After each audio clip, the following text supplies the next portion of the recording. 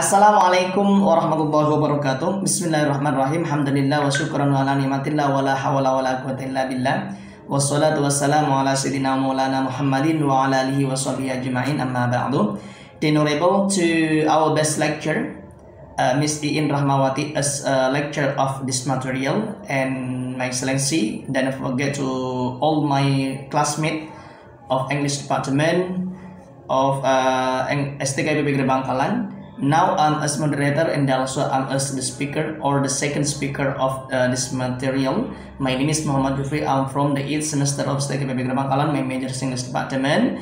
Now we are from the 4th group. Would like to explain about verbal communication or formal communication, and informal or non-verbal communication or informal communication. As we have learned together that for communication, we would like to communicate each other. We have two kinds of communication. While we informal, we have to use verbal communication. When in non-formal, we can use both of communication. We can use verbal communication and we can use non-verbal communication. So, well, ladies and gentlemen, we have in this meeting we have four kinds of speaker, and the first speaker is Miss Sylvia Pratiwi, and for the second speaker is me, and for the third speaker is Firda Agustin, and for the last speaker is Mr. Faisal Rahman. And to the first speaker, Miss Sylvia Pratiwi, the time is yours. Assalamualaikum warahmatullahi wabarakatuh. My name is Sylvia Pratiwi. I will explain about verbal communication. Okay, cultures influence communication styles. Cultural styles can create misunderstanding in conversation among people have different cultures. Jadi, verbal communication di sini memiliki gaya bahasa yang berbeda di setiap negara atau di setiap daerah sesuai dengan kebudayaannya masing-masing. Jadi, yang membedakan verbal communication itu adalah cultures-nya. Seperti contohnya di warga Madura akan berbeda gaya bahasanya dengan masyarakat Sunda, di mana masyarakat Madura berbicara lebih cepat atau lebih lantang atau lebih keras. Sedangkan masyarakat suku Sunda, seperti yang kita ketahui, gaya bicaranya lebih lembut dan mungkin lebih halus. Okay. Next, in conversation involvement, the researcher Deborah discussed that people from some cultures value high involvement, and while others value high considerateness conversations. But sometimes the people have incorrect judgment of character. Jadi, dalam keterlibatan percakapan, menurut penelitian Deborah mengungkapkan bahwa sebagian orang memiliki high involvement atau keterlibatan yang tinggi pada saat mereka melakukan suatu percakapan atau diskusi. Sedangkan sebagian orang menerapkan high considerateness atau perhatian yang tinggi. Apa sih perbedaan high involvement dengan high considerateness? Kalau high involvement atau keterlibatan yang tinggi, mereka cenderung lebih memiliki suara lebih keras dan tutur bicaranya lebih keras, lebih cepat, serta mereka suka berdebat atau suka mencela pada saat orang lain berpendapat. Sedangkan high considerateness atau memiliki perhatian yang tinggi pada saat berdiskusi atau melakukan percakapan, yaitu seseorang tersebut biasanya cenderung lebih memperhatikan terlebih dahulu pendapat seseorang serta lebih menahan diri untuk menyela pendapat orang lain. Nah, negara menurut researcher Deborah di sini, negara yang menganut high involvement atau keterlibatan yang tinggi di sini adalah negara Amerika. Sedangkan yang menganut lebih tepatnya di New York. Sedangkan high considerateness atau perhatian yang tinggi yaitu adalah negara California. Nah, terkadang dalam menilai suatu keterlibatan dalam percakapan, seseorang salah menafsirkan karakteristik seseorang menurut gaya bahasanya. Kesalahan tersebut terjadi karena terkadang seseorang itu lupa bahwa memang gaya bicaranya seperti itu. Seperti misalnya orang Amerika mengejudge orang California bahwa orang California itu merupakan sebagian orangnya itu terkesan lambat dalam merespon atau bisa dikatakan tidak responsif. Sedangkan sebaliknya orang California kadang-kadang menilai bahwa orang Amerika khususnya di New York itu mereka memiliki kepribadian yang suka memaksa atau lebih mendominasi ketika berbicara. Next. Culture belief differ as to whether directness or indirectness is considered positive. In American culture, the ideal of communication includes direct, but in Japan, the form communication is indirect. Jadi dalam pernyataan tidak langsung dan secara langsung di sini menjelaskan bahwa Amerika lebih mengidealkan atau lebih menggunakan tata bahasa secara langsung. Mereka lebih suka berbicara to the point ketika mereka mendiskusikan misalnya suatu bisnis. Mereka akan lebih suka berbicara langsung pada tujuannya. Sedangkan orang Jepang di sini memiliki gaya bahasa yang berbeda dengan Amerika, yaitu mereka terlihat sering lebih banyak menjawab kata tidak, namun sebenarnya mereka tidak benar-benar mengatakannya. Terlihat di sini bahwa orang Amerika lebih to the point daripada orang Jepang. Sedangkan orang Jepang di sini mereka gaya bahasanya lebih bertele-tele dan tidak langsung mengungkapkan ke intinya. Itulah penjelasan dari saya. I am so sorry for my mistake and wassalamualaikum warahmatullahi wabarakatuh. Well, all my friends, now I'd like to continue the explanation of Miss Sylvia Prativi. It is still on verbal communication, that as we have done together, that in communication we have two kinds of communication. We have verbal and non-formal communication and non-verbal communication. While we talk about this, of course, we remember that in communication we have two kinds of types, formal and non-formal. When we would like to communicate with some people, we would like to communicate each other. While in formal communication we can use verbal communication, but in non-formal communication we can use both of them, verbal communication and non-verbal communication. So Miss Sylvia Prativi just now told you that she told you about conversation involvement and encouragement of characters, and also directness and indirectness.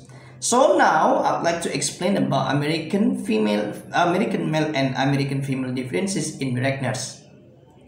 So while we talk about this, in English we have so many kinds of action. But the most famous actions in English, there are two kinds of only. They are American action and British action. When we talk about American action and British action, both of them have differences.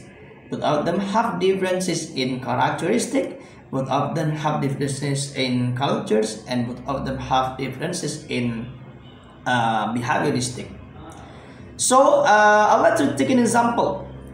in English, for English, you can say when you would like to ask someone about the age, you can say that how old are you. But special for American, for young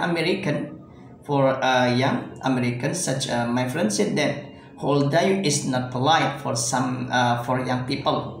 But the polite one is what is your age? It is the word. It is a similar word for someone in American. It is the differences both of British accent and American accent. So ladies and gentlemen, while we talk about American male and female differences in directness, of course, it is impossible to say that everyone in one culture communicates similarly. All the people often communicate according to more traditional norms than younger people. So all the people of American often to communicate to younger people than younger people to older people.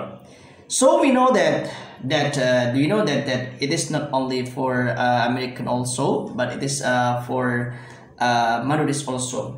When we talk about this, when we talk about character, when we talk about behavioristic, it is not only for American, but also it is for Maduris also. I'd like to take an example for Maduris. The example is the young people of Madura Island or Maduris, it's have to have polite question, polite word when they would like to ask to all the people. It is informal or informal communication, but if it is in non-verbal communication, we don't talk about non-formal communication. That non-verbal communication will be combined by the third speaker and the fourth speaker. And I think for this American male and female differences in directness, it is seem like Maduris characters, like Maduris behavioristic and Maduris cultures. So why is it? Because when we would like to talk about with someone, young and older people, younger people and older people have to communicate more than younger people. Also it is in Madura Island, young people, older people have to talk or communicate more than younger people. It is American female, male and female differences in directness. I think that's all for my explanation for today. Thank you very much, and it will be continued by the next speaker or the third speaker of our speaker today. Assalamualaikum warahmatullahi wabarakatuh.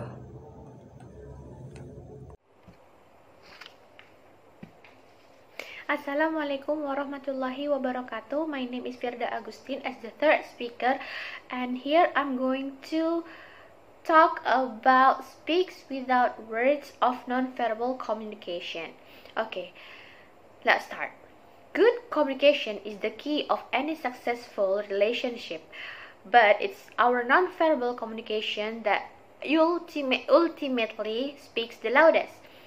Mastering it is an extremely powerful tool and can play a pivotal role in the process of connecting with others, expressing what one really means, and hence building better relationships.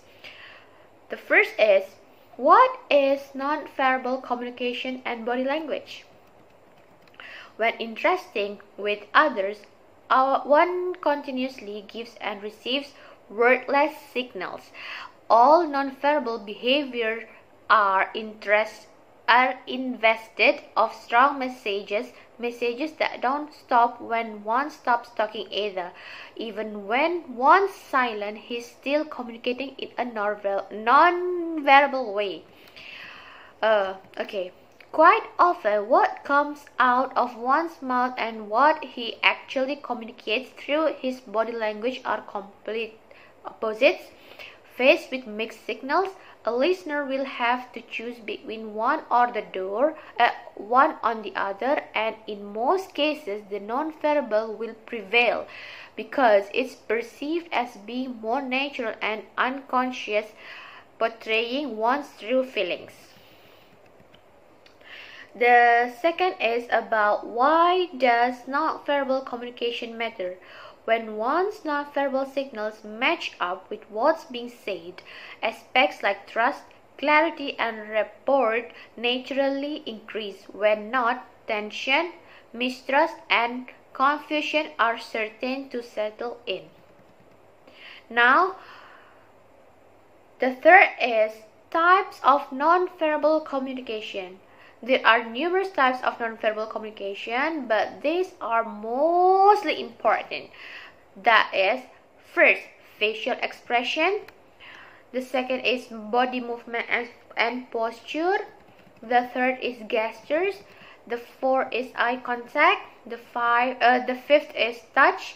The sixth is space. And the seventh is voice. Now, the first is about facial expression. Our face is hugely expressive, and unlike other forms, facial expressions are universal.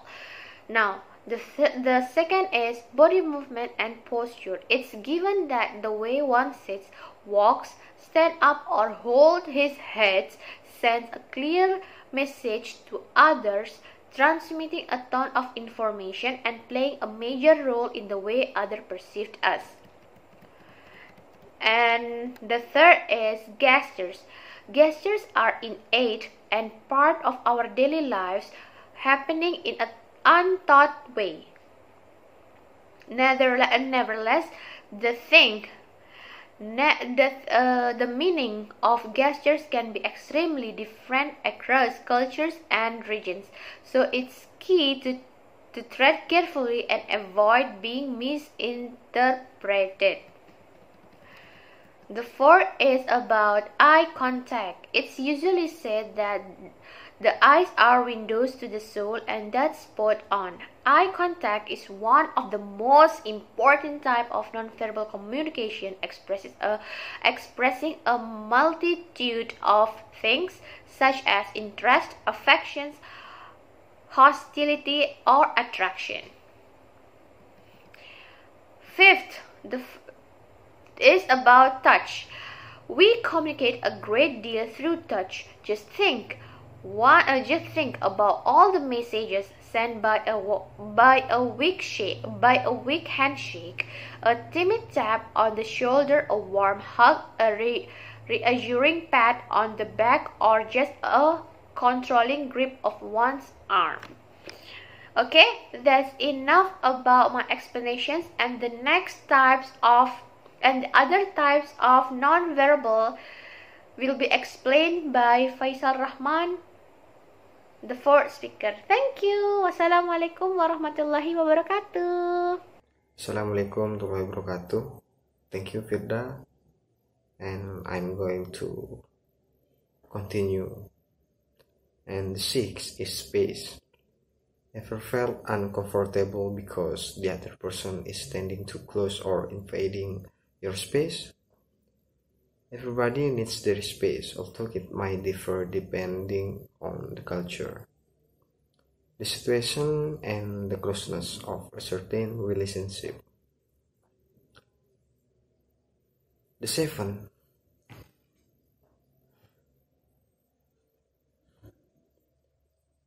and seven, it's not just what you say, it's how you say it. When we speak, others read our voices, besides listening to our words.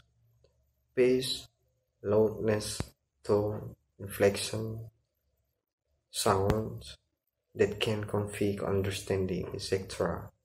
Just think about how someone's tone can indicate sarcasm, anger, affection, or confidence. And then number 4, nonverbal communication can be faked. The number of tricks that can be used to project confidence or set dominant is countless, but they only work if one actually believes in it.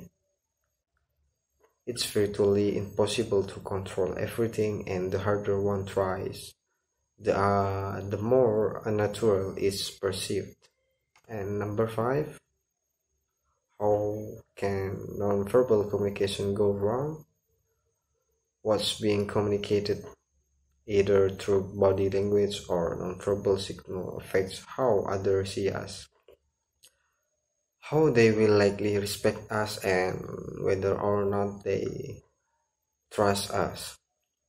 Unfortunately, mixed signals are frequent, and when that happens, things can go wrong. Establishing solid and trusting relationship depends on how one uses and interprets signals.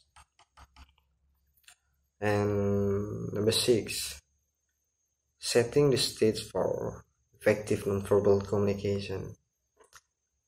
In this fast-paced back and forth process, concentration and attention to detail is key. If one's planning what he's going to say next, daydreaming, or just thinking about something else, it's certain that nonverbal cues and other subtleties will be missed in the process. So being focused and in the moment is the only way to go at it. Thank you. Assalamualaikum warahmatullahi wabarakatuh.